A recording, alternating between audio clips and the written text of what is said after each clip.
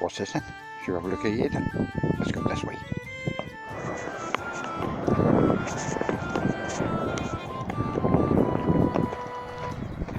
Wow, that was busy. Beag, small fort.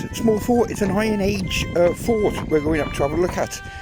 From 700 to 550 AD BC, 550 AD, something like that. Anyway, but they're regarded as this one's regarded as best preserved example of this particular building, whether it be a pyre, whether it be a castle, whether it be a lookout. I don't know. Let's go and have a look. So, where were we? We was on the Highlandman's home in his castle, I think. Yeah, it seems back in the Iron Age, buildings like this they thought would become was owned by the richer families of the area, and they could hire the experts to build their brick structures.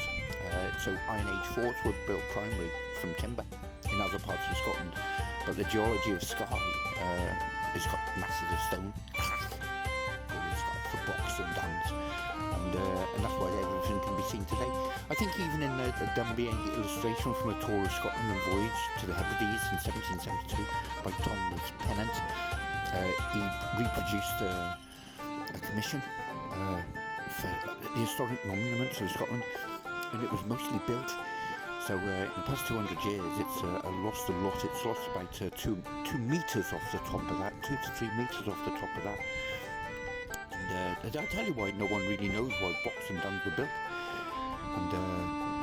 And Martin, who wrote an account of his travels in the Quaintian to Skye around 1695, oh look at that view, had his own theory about Brochs and Duns on the island.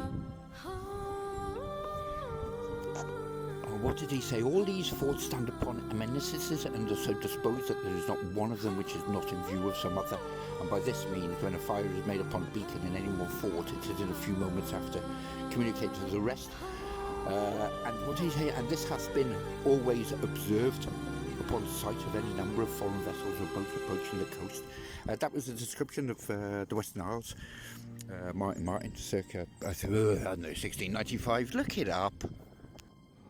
So some of the finds dating for this, absolutely amazing. They found buckles, they found gold, thought to be Roman in some areas from dating about 160 BC to AD 50. At this particular dun, dating from the age and the Viking periods.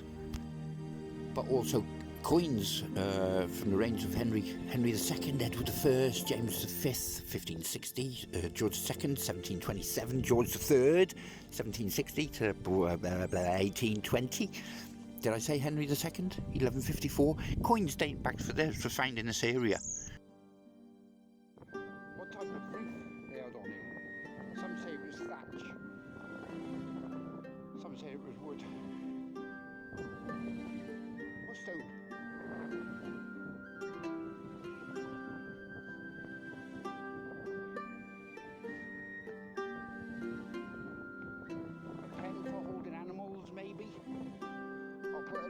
I'll put a picture in right now of what it used to look like, in fact.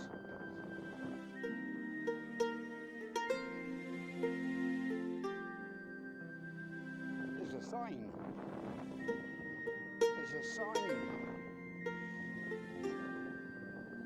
What's the sign saying? Look at all this. Well, that's daft, isn't it? Look at this. Animal pen. Walk around here, different levels. Roof, it looks like they're drying fish. The double-skinned dry stone walls support each other and make possible a high building of relatively lightweight form, but the roofing and interior structures of Brochs are much debated. Didn't I just say that? Brochs are among Scotland's most impressive prehistoric buildings. These stone roundhouses date from about 2,300 to 1,900 years ago. Excuse me, I always get the sniffles after that climb. And are found mainly in North and West Scotland. Dunbeag's location may be a deliberate statement about social status and control of land. Set on a steep slope above the cultivated land and with commanding views of the surrounding country. You're telling me? Countless Latour exploited these sites in 1914 to 20. And though her recordings were poor, found many artefacts. I'll put pictures in.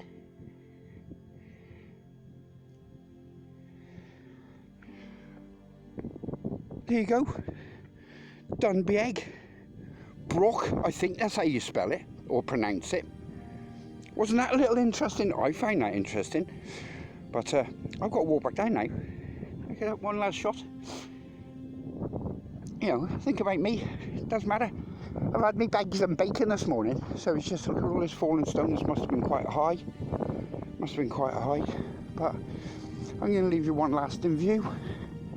So you can think, oh, I wish we were with Tim at the moment, enjoying himself.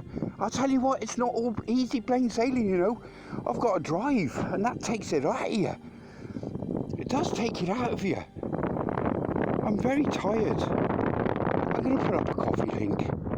Yeah. To buy me coffee to make me stay awake so I can show you more of this beautiful shit.